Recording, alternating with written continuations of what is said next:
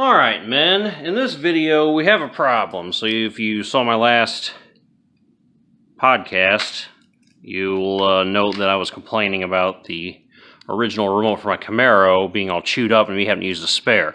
Well, even though the spare was hardly ever used, the buttons don't work. I cannot lock and unlock the doors on my Camaro. So we can only assume the battery is dead. So we're going to open her up, check. If we need to, replace the batteries. And if we don't, then we're going to have to do some reprogramming action. So this may or may not be a long video. We'll see. First things first, you need to get in here. This part on the bottom is where your key is. Or where your battery is, rather. So pop that cover off. We have a CR2032 3-volt battery. Okay. Now that out of the way, let's make sure this battery's dead. So I got trusty ye old UEI meter.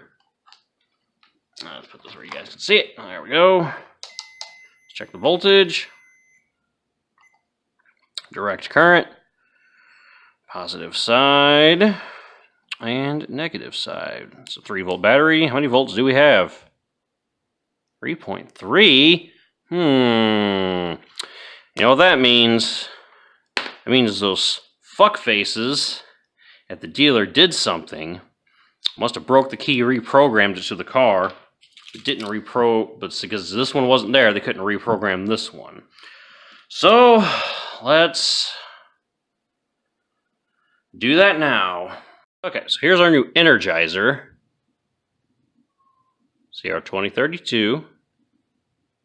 Says 3 volts. Let's check it. Survey says 3.3. Same voltage. Something is amiss. Alright, let's try. Alright, so I have the new Energizer in there. Put the key back together. Keys back together. Let's pick you up and take you over to the car. Let's see what's doing over here. So this is now with the new battery. Lock. Unlock. So that works, even though the voltage is the same.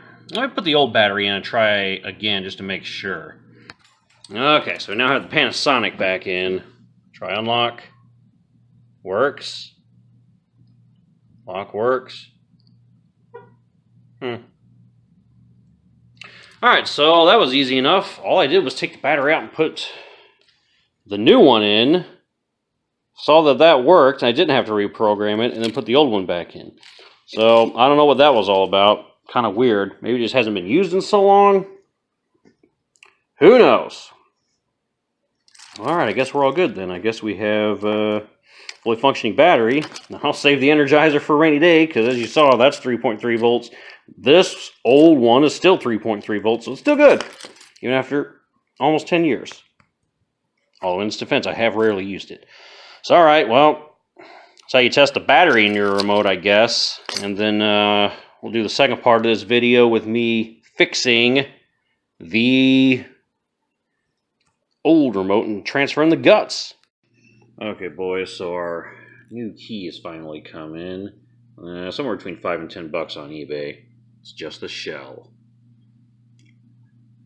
So we got just the shell. Doesn't come with the battery. No innards. And a blank switchblade key that does work. And I got the other one here, our tore up one. So what we need to do is we're going to pull the battery out and check the voltage, make sure this battery is still good. I have spares if not. And we need to disassemble it, take the guts out, put the guts in here, that key in here, which we may be able just to pull the whole thing out and swap it, or if I really want to, I can pop that roll pin out, punch it out, and then just switch it that way. We'll burn that bridge when we get there. And then we may or may not, because this doesn't have the Chevy emblem, obviously, but I may put that on there too, so let's get her done. Alright, so hopefully everyone can see. With our battery, checking the voltage. 3.3 was the new and old one from the spare. This one's a 3.29, so we're still doing pretty good on that. Keep this battery. Okay, with our old key here, just pry her apart. So we don't have to worry about losing a spring, since spring has left the building. As the boom gone. Might need a bigger screwdriver. Pop this off, but we'll try it with the little guy first.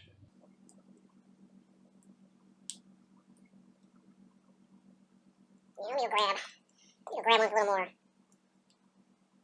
I might not need to persuade one. This one we might be able to persuade her loose.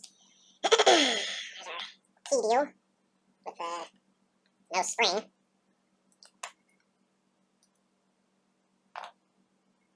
Okay. Try to be gentle with this one. This one does have a spring in it, and we don't want to lose it. A little bit on this side. There we go. Just gotta be gentle with it.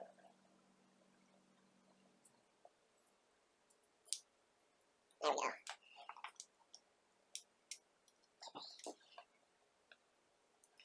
Got him.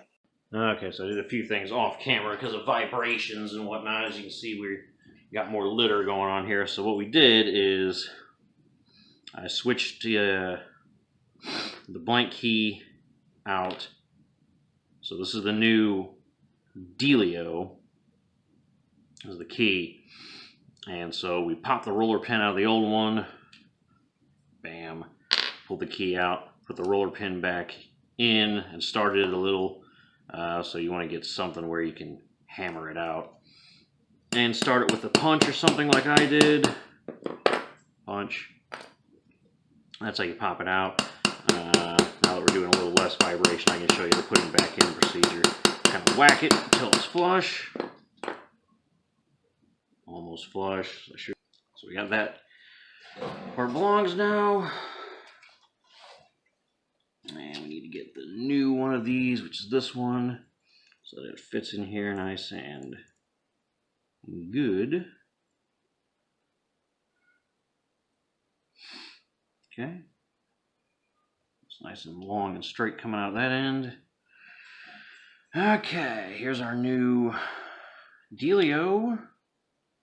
Our board is in place. That's the old back. This is the new back.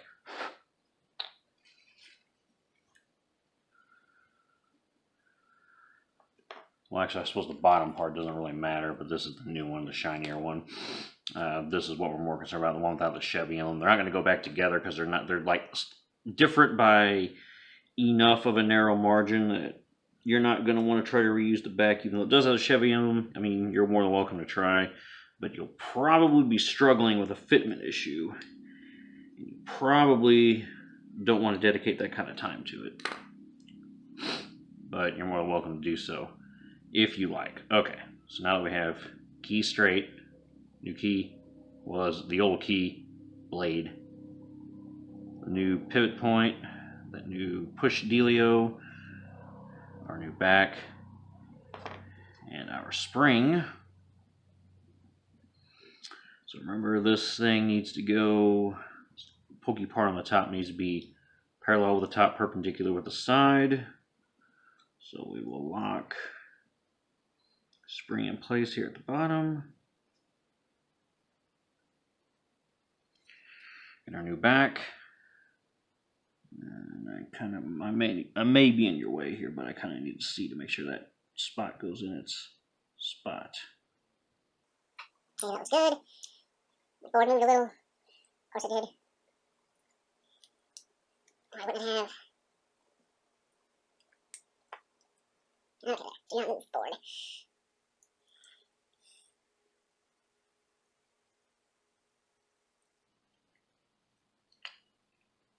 Okay, our board did not move this time, so boom, boom. Oh. At least it stays in place now, but it doesn't do.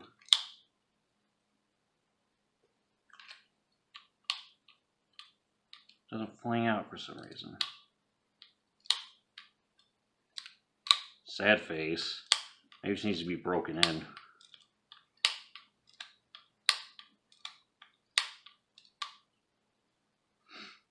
Or maybe I just need to adjust it. Maybe it popped out of its little place. I may go back and revisit that, but just to see if it works. Put this in, boom, put the battery in, and then we will test it. And then I'll just readjust the spring off camera, I guess. See if that's the issue. Okay, let's try unlock. Camaro is now unlocked. Let's try lock. There we go. Alright, that's how you switch your guts from your old key fob to your new key shell. Yeah, I'll go ahead and readjust that spring or something off camera, but generally that's just how you do it. Swap everything over. The only original part you're going to keep is your battery, if that's still good, the board, and then this key blade. Everything else just keep new, and then you'll have the best fitment issues. So there you have it, guys. Thanks for watching. Peace.